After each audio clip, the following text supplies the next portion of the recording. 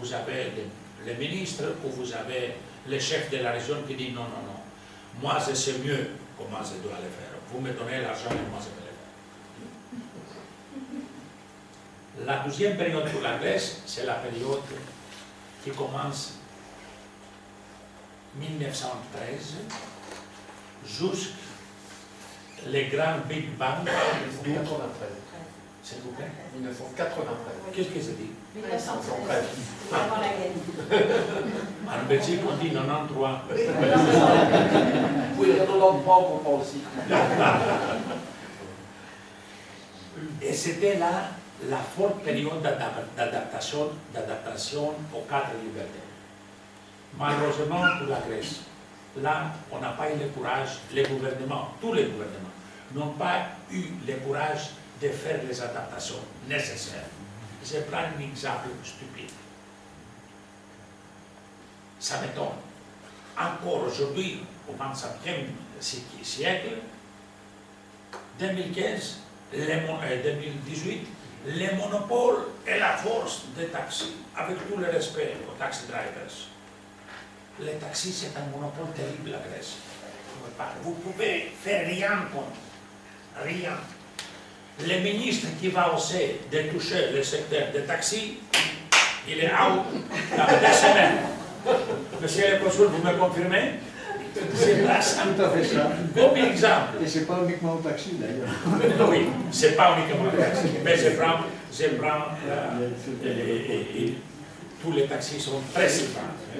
Mais malheureusement, ils ont un pouvoir Ils ont monopole. fait sauter le ministre d'ailleurs, le dernier ministre qui l'a. Et je prends l'exemple de Crète. De Crète.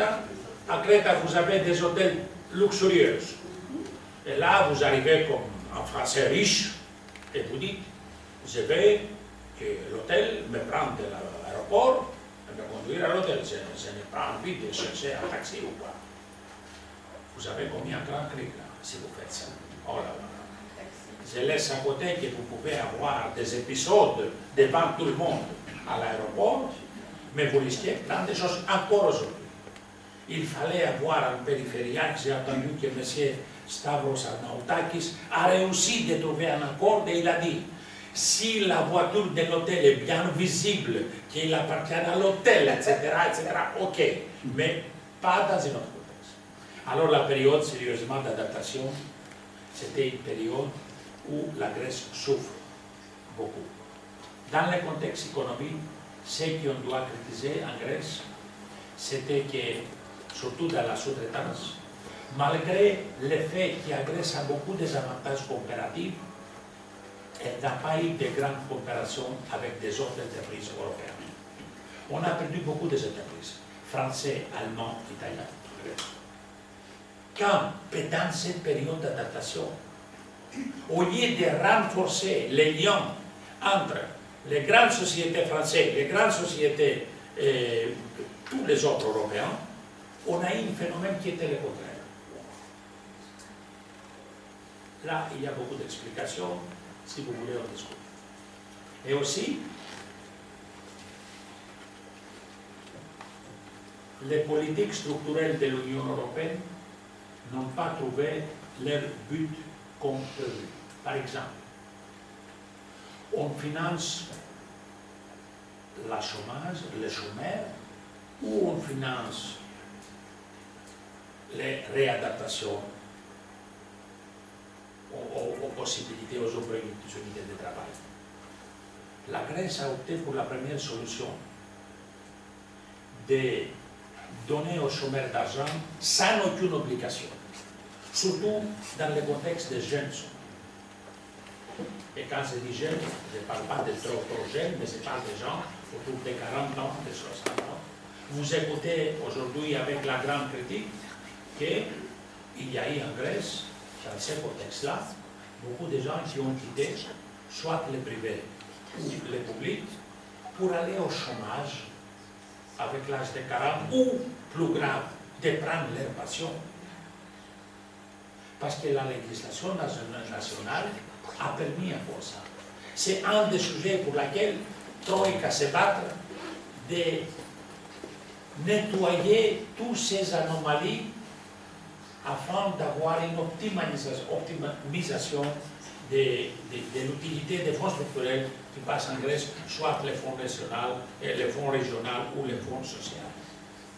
Et la deuxième période, c'est le parti 3, la période de la réalité de l'Union européenne, avec une monnaie unique, avec un marché unique, malgré les 10, mais qui était fort, compétitif, où on a vu des faiblesses de chacun et de chacune. Alors le marché unique européen, composé de 28 États membres, ce n'était pas la même chose comme un marché unique européen de 15, d'autant plus avec une monnaie unique pour les 19. Et là, la compétition était devenue très grande. Et la compétitivité, à mon oublié en Grèce, malheureusement, la compétitivité surtout dans le secteur public, et quand je dis secteur public, je ne parle pas des fonctionnaires, je parle aussi des entreprises étatiques. Il y a plein des entreprises étatiques et des monopoles étatiques, aussi au niveau régional. La productivité n'a pas suivi l'augmentation des salaires, qui a comme résultat la grande chute de l'économie grecque vers les années 2009-10. Et à partir de ce moment-là, on a commencé le drame du pays, comment ça se fait un pays dans la zone euro de faire faillite, et après 8 ans, de ne pas encore trouver son chemin dans les marchés de capitaux. C'est ça, grosso modo, le pas que j'ai essayé de prendre, faisant les conclusions suivantes. Vous laissez Mme Merkel maintenant, on va revenir, vous la laissez et on va revenir à ça. Comme conclusion, parce que je ne veux pas que mon monologue dure beaucoup, on a besoin d'un dialogue actif dans tous les niveaux, au niveau régional, au niveau national et au niveau européen, sur toutes ces priorités, pour faire comprendre comment on peut vivre ensemble dans une société de solidarité, mais aussi de la cohésion. Échange de vie transfrontalière pour les citoyens, c'est-à-dire qu'il faut regarder au-delà de la frontière.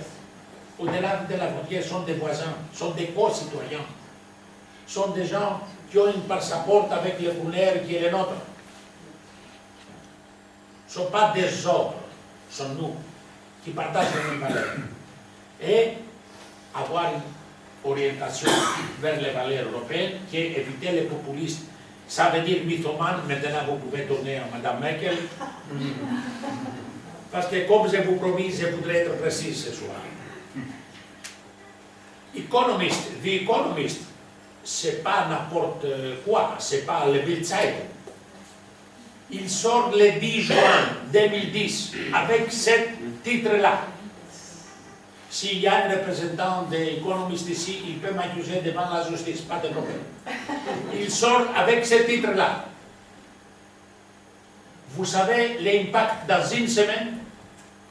80 milliards d'euros ont quitté le système bancaire de la Grèce vers l'étranger. C'est le montant qui manque encore aujourd'hui en Grèce.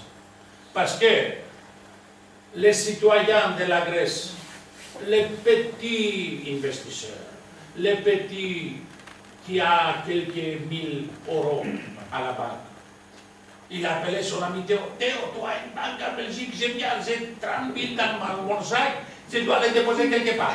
Ouais, qu'est-ce qui se passe? Mais ici, regarde l'économiste, tu lis pas les journaux. C'est pas pour rigoler. Alors la réalité, le choc et la panique qui étaient provoquées malheureusement pour des situations comme ça, par des situations comme ça, c'était grave. Qu'est-ce que je veux dire avec ça? Je vais critiquer la presse? Non. Qui je suis de critiquer la presse? Mais la presse doit être sérieuse. Avec une annonce comme ça, vous pouvez détruire un pays. Merci beaucoup pour votre attention, je suis là pour votre question.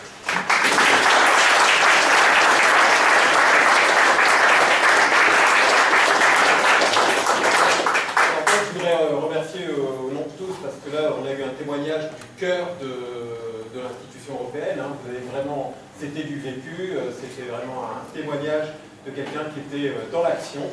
Alors peut-être qu'on peut donner la parole à la salle pour quelques questions. Gérard, tu vas intervenir? Voilà. C'est pas enfin, s'il y a des questions. Il y a des questions là-bas. Pour rebondir tout de suite sur l'affaire de l'euro. Pour rebondir sur le processus concernant l'euro que vous venez donc d'évoquer concernant la Grèce, pourquoi la Grèce a-t-elle tellement insisté, alors qu'il n'était pas prévu qu'elle entre dans l'euro, pour entrer dans l'euro à l'époque?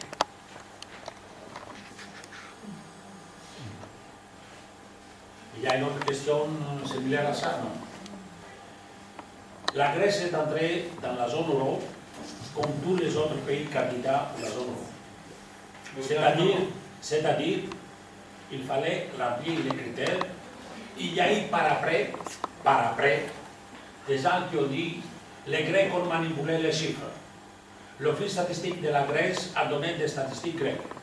Moi, je dis, si c'est comme ça, la première pays qui a manipulé les chiffres, si vous voulez, statiquement, pas statistiquement, statiquement, c'était l'Allemagne. Si on pouvait appliquer les critères, en Allemagne, à ce moment-là, l'Allemagne ne pouvait pas entrer non plus. Mais qui osait de dire aux pays qui composent les 25% des pouvoirs d'euro de ne pas entrer dans l'euro? C'est le main constat.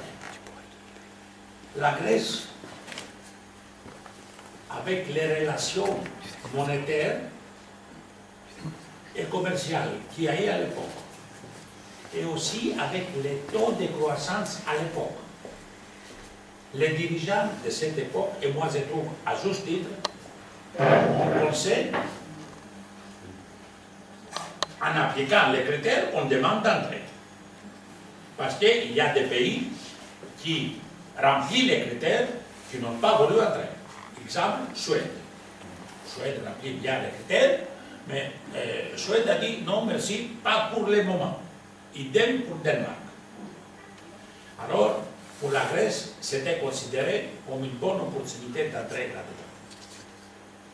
De rester dehors provoquait une autre série de faiblesses, surtout dans le contexte des investissements étrangers en Grèce. Vous comprenez, vous êtes investisseur français, vous investissez en Grèce pour recevoir comme retour de votre bénéfice de drachmes. À quel taux? Ah. Alors, les risques étaient grands. Moi, je trouve que le gouvernement sémite a pris une bonne décision parce que les critères quantitatifs étaient basés à ce moment-là.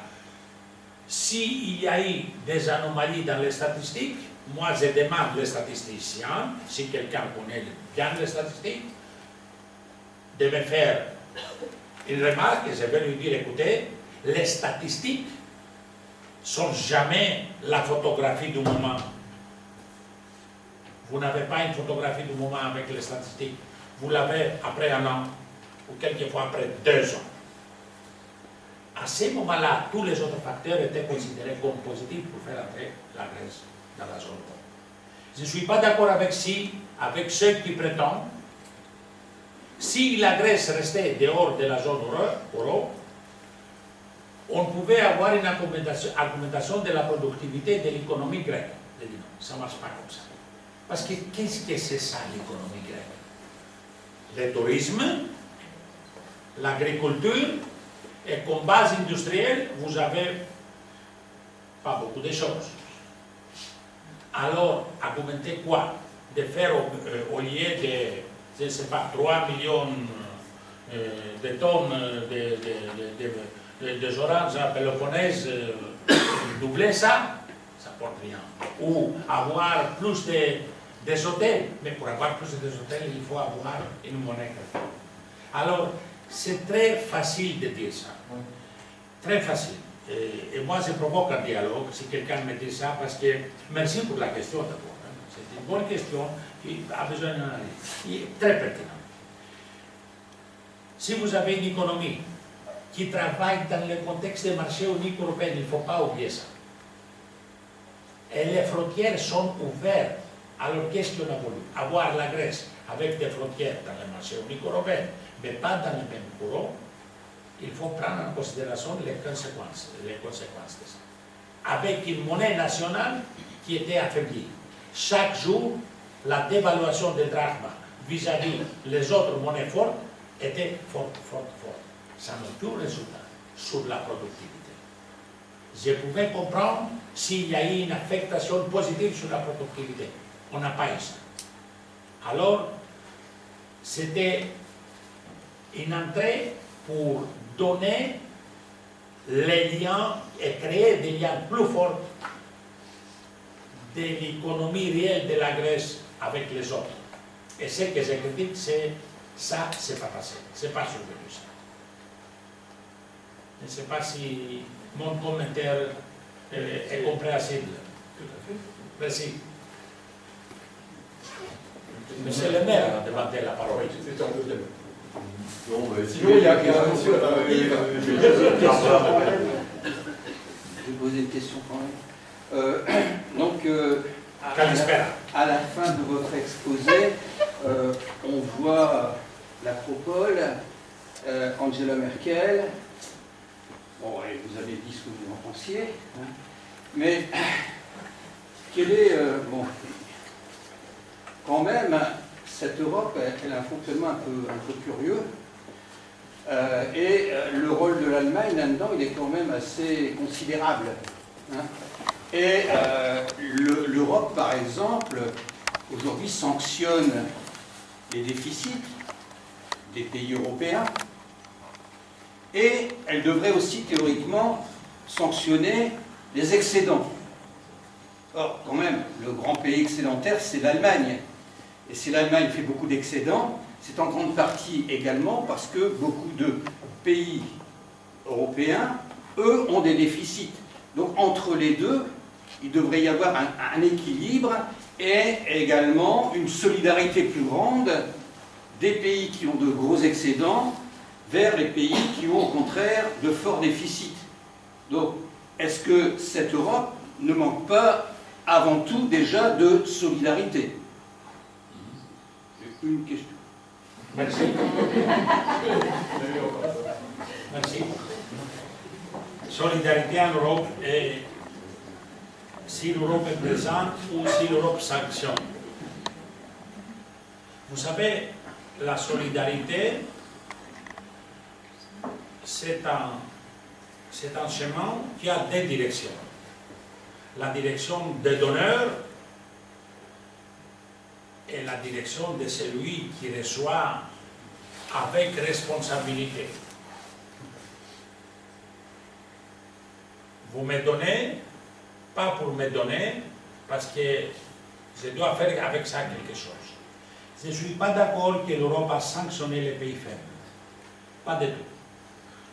C'est vrai qu'il y a eu des pays qui ont eu des problèmes avec le fonctionnement des marchés uniques et les monnaies uniques européennes. Tous ces pays qui sont visibles, qui étaient visibles à ce moment-là, c'était l'Irlande, c'était les pays périphériques, si vous voulez. C'était l'Espagne, c'était Portugal, c'était l'Italie, et dans l'épicentre de cette évolution sismique, si vous voulez, c'était la Grèce. Pour la Grèce, il y a eu une aide d'urgence sans précédent dans le monde. Si je ne me trompe pas, 240 milliards d'euros, parce qu'il n'y a pas eu à ce moment un mécanisme, fallait être donné par les différents gouvernements des États membres parce qu'il n'y a pas eu un mécanisme. Certains économes disent pourquoi on n'a pas prévu un certain mécanisme. Moi je dis, celui qui me dit ça, il faut bien lire les actes de travail entre Valéry Giscard d'Estaing et Helmut Schmidt dans la réunion qu'ils ont eue avec leurs spécialistes à Bremen, la première sur le marché, sur les monnaies uniques, qu'ils ont dit, attention, parce que si on met un plafond d'aide pour surveiller ou pour aider les nouveaux monnaies, les marchés des capitaux vont nous manger tout de suite. Ils ont eu raison. C'est-à-dire, ils ont voulu laisser cette monnaie seule pour voir si elle est compétitive dans le monde entier avec les autres monnaies, avec les autres grandes monnaies dans le monde, les dollars et les pounds. Tous les pays ont reçu une aide. Et on a vu qu'est-ce qu'on constate aujourd'hui, avec des chiffres de 2017, que parmi les revenus par tête, bon, c'est le seul indicateur, c'est pas très précis, mais c'est le seul indicateur qu'on a. Après Luxembourg, qui figure comme première? Irlande.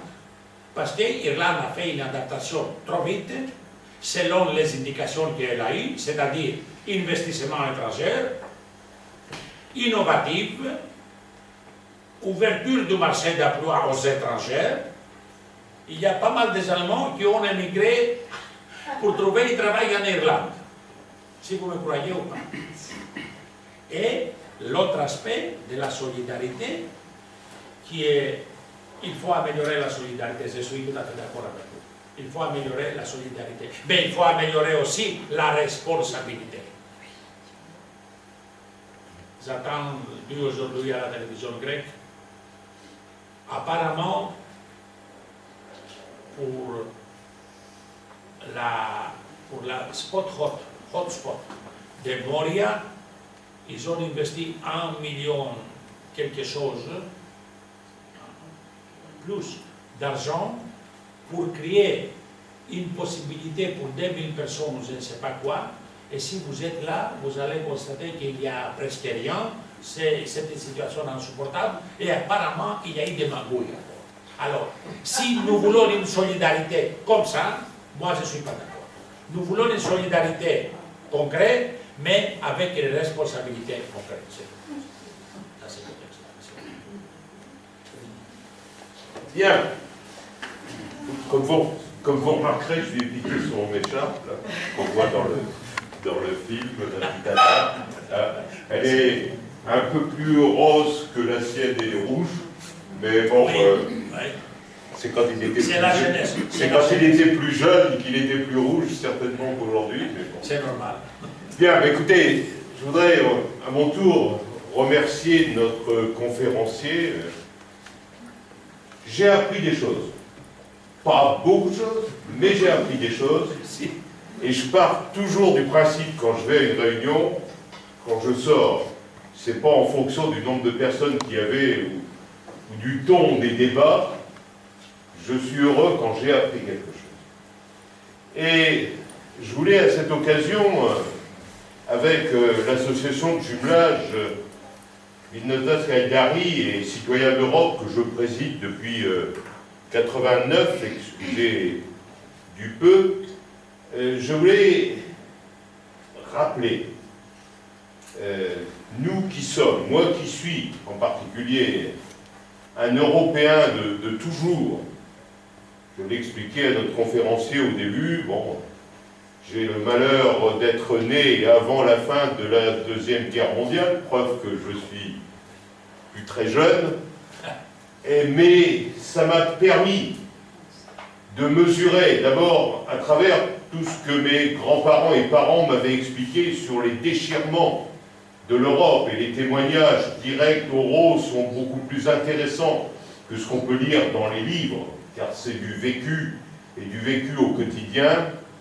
C'est vrai que j'ai d'abord été européen pour réconcilier le continent européen et pour maintenir la paix en Europe. Et je le dis toujours, aujourd'hui, avec les réseaux dits sociaux, ils n'ont rien de sociaux, mais enfin, les réseaux Internet, je préfère dire, avec les tweets, les petites phrases à l'emporte-pièce, on a tendance à évacuer les réalités pour faire du buzz, comme on dit aussi sur les réseaux. Il a fallu, moi je le dis, un foutu courage aux pères fondateurs de l'Europe dans les années 50 pour, quelques années après, réconcilier la France et l'Allemagne et décider d'une vie commune.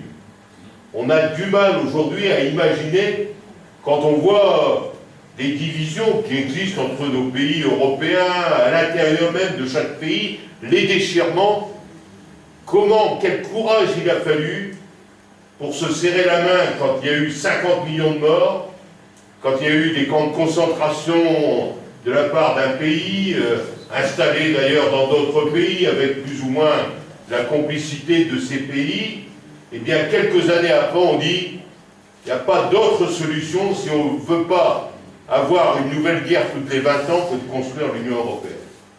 Et aujourd'hui, même si je suis critique par rapport au fonctionnement actuel de l'Europe, certainement plus critique que, d'après ce que j'ai compris, que notre conférencier, mais on n'est pas là pour faire ce type de débat aujourd'hui, cette critique ou ces regrets ou cette peine parfois ne couvrira jamais la grande réussite d'une Union européenne qui fait qu'avec nos 500 millions d'habitants, dans un monde de 7 milliards d'habitants, on existe encore. Si on était resté des pays séparés, on n'existerait plus. On serait rattaché aux grands camps, aux grands pouvoirs militaires et économiques, on n'existerait plus en tant que tel, et je voulais le dire. Je voulais le dire parce que c'est vrai que dans quelques mois, on va avoir des élections européennes. Et pour moi, le drame de ces élections européennes, et vous l'avez dit, à propos des étiquettes politiques des députés européens, mais c'est pire encore dans les campagnes. Les campagnes ne se font pas sur le thème de l'Europe. Ils vont se faire en France pour ou contre le pouvoir en place, beaucoup plus que pour ou contre un projet européen. Et ça risque de nous conduire à une situation assez dramatique. J'ai vécu au Parlement européen pendant 15 ans.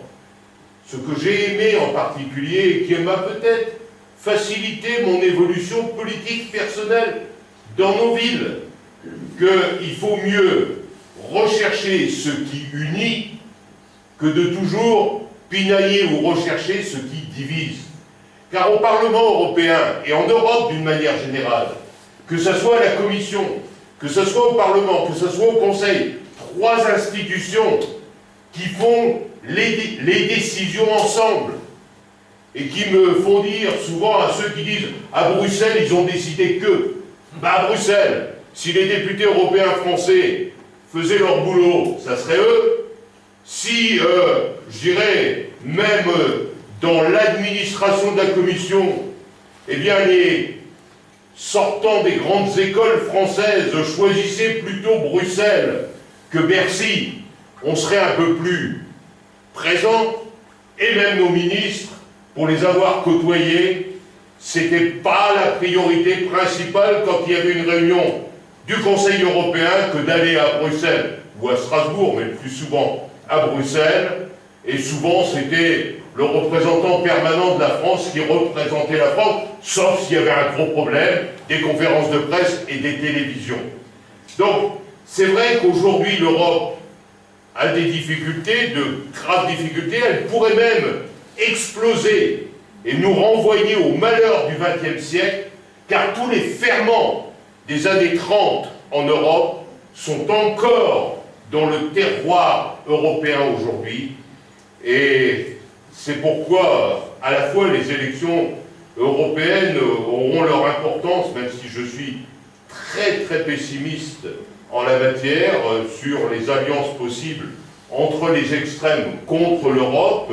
Le modèle italien peut demain arriver en France, il ne faut pas se raconter d'histoire. C'est la même dynamique, c'est la même problématique, et finalement c'est le même accord sur un certain nombre de grands objectifs qui se résument souvent dans une prise de pouvoir, il faut dire les choses comme c'est.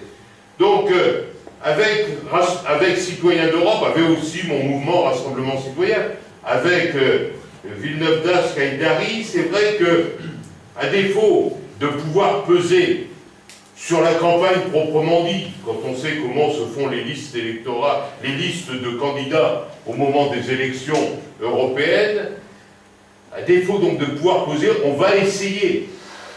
Et vous en êtes un des premiers, il y en a d'autres qui sont prévus, on a prévu des réunions dans ce sens-là, d'expliquer l'Europe. Non pas pour la déifier, mais de l'expliquer comme une réalité qui est bien éloignée d'un certain nombre de critiques qu'on lui fait. L'Europe, c'est fait d'hommes, de femmes qui, encore une fois, ont des convergences, ont des différences, sont d'accord sur certains sujets, sont en désaccord, font passer leurs intérêts nationaux ou régionaux, comme chacun dans une société, même dans une commune, fait souvent passer ses intérêts personnels avant l'intérêt général. On le voit quand on discute de sujets, par exemple, d'aménagement, de construction de logements ou de construction d'entreprises. C'est comme ça, c'est une réalité, mais il faut faire avec. Et pour faire avec, il faut essayer, et c'est ce que nous essayons très modestement de faire, il faut essayer d'expliquer, d'être pédagogue, de rappeler d'où on vient et d'essayer de fixer des objectifs vers quoi on va. De dire que si on veut continuer à exister dans le monde, il faut la construction européenne. Si on veut maintenir une démocratie, eh bien c'est l'Europe qui nous permet aussi de mieux, parce que des pays peuvent partir, comme la Grande-Bretagne, et ils vont le regretter, mais il y aura peut-être nécessité un jour d'en chasser, s'ils ne sont plus porteurs des valeurs européennes. C'est donc un combat extraordinairement important, et c'est vrai que si personnellement, pour ceux qui me connaissent moins dans cette assemblée, j'ai toujours été un fidèle à ma ville, un amoureux de ma ville, c'est vrai que l'endroit où j'ai pris le plus conscience d'un travail fondamental à faire, c'était bien au niveau européen. Et pour dire quand même un mot sur les institutions, commission, conseil, parlement, on nous dit toujours, oh le parlement c'est pas un vrai parlement, oh la commission c'est des technocrates, or le conseil, personne n'a son mot à dire. Ben, vous savez, en Europe, quand on voit le processus, une commission qui prépare des décisions, un parlement qui les discute, un conseil qui prend une décision qui doit être à un moment donné conforme en codécision avec celle du parlement, où il faut rechercher des majorités de la moitié ou des 2 tiers des députés présents. Eh bien, quand on voit comment dans nos pays plus classiques, le poids de l'administration par rapport aux décisions politiques, le fait que la loi qui est votée, elle fixe un cadre et puis tout le reste se fait avec des décrets d'application, alors que les directives, qui ne sont que des textes après à transcrire dans nos lois nationales, elles comportent le tout. On discute de tout au niveau européen, y compris dans le détail, et quelquefois dans des détails infiniment petits. Je vois les directives sur la protection des oiseaux, vous savez, on discute et on acte des listes complètes, alors qu'au niveau national, on fixe le cadre, et puis après, l'administration s'occupe du reste. Donc l'Europe, c'est un combat. Je veux le dire, moi j'arrive en fin de, pas de vie, mais enfin quand même, très avancé dans la vie et dans le combat politique, mais s'il est un de mes derniers combats, c'est justement ce combat pour ne pas casser cet outil, qui n'est qu'un outil. Après, on fait les politiques que l'on veut, et je veux dire à cette occasion, et c'est le point sur lequel, je dirais, on a plus qu'une nuance entre notre conférencier et moi-même. Quand il a un petit peu brocardé les pays qui avaient dit non à la Constitution européenne. Moi, j'ai voté non à ce référendum sur la Constitution européenne, alors que j'avais voté oui au traité de Maastricht, et j'ai voté non parce que je suis européen. Parce que j'ai été dans le groupe de travail qui avait préparé cette Constitution. Et parce que cette Constitution n'en était pas une. C'était un catalogue libéral, économique, beaucoup plus que le cadre de l'organisation des pouvoirs. Une Constitution, c'est ça. On a même été, j'ai été un jour quasiment convoqué avec la Commission des Affaires étrangères par la papauté au Vatican, pour essayer de nous expliquer que dans notre préambule, il fallait mettre nos racines chrétiennes. C'était pas une constitution. J'ai voté parce que j'étais européen contre le fait, par exemple, pour un pays de ne plus avoir les régimes sociaux ou les régimes économiques qu'ils voulaient, parce que dans la Constitution, on leur aurait imposé un cadre économique libéral qui n'était pas, qui n'est toujours pas ce que je pense le meilleur pour nos pays et pour l'Europe, moi qui suis un social-démocrate convaincu et assumé, même si la social-démocratie française est en voie de disparition plus rapide que les espèces d'oiseaux aujourd'hui avec le dérèglement climatique. Bon, et quand je vois que les premiers qui l'ont fait couler comme ça, c'est ceux qui maintenant ont quitté le navire, mais ça c'est un autre débat. Donc je voulais vraiment vous remercier parce que avec Citoyens d'Europe, avec son conseil d'administration, avec tous ceux qui sont dans cette salle, avec Jean Perlin, qui est un peu plus européen que Yves Perlin, qui a posé la question tout à l'heure, mais bon, on choisit pas toujours sa famille, hein, on choisit ses amis, mais pas toujours sa famille. C'est vrai qu'on a décidé d'engager cette démarche pédagogique. Vous étiez le premier, vous êtes le premier, et je voulais vous en remercier.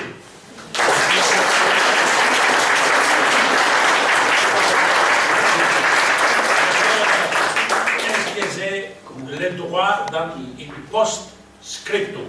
Nous sommes en démocratie. Les colonels n'ont pas encore pris le pouvoir comme en Grèce, donc vous pouvez. Oui. C'est le suivant, s'il vous plaît. Post-scriptum.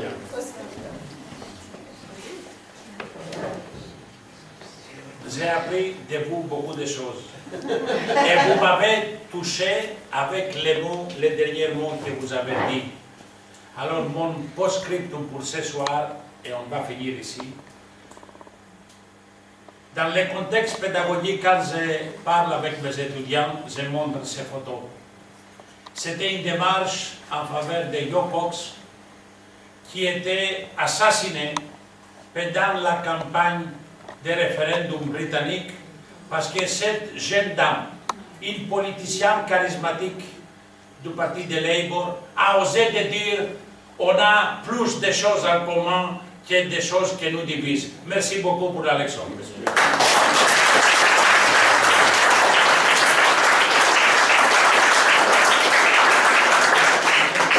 On peut peut-être maintenant prendre le pot de l'amitié. Voilà. Là, une parole qu'elle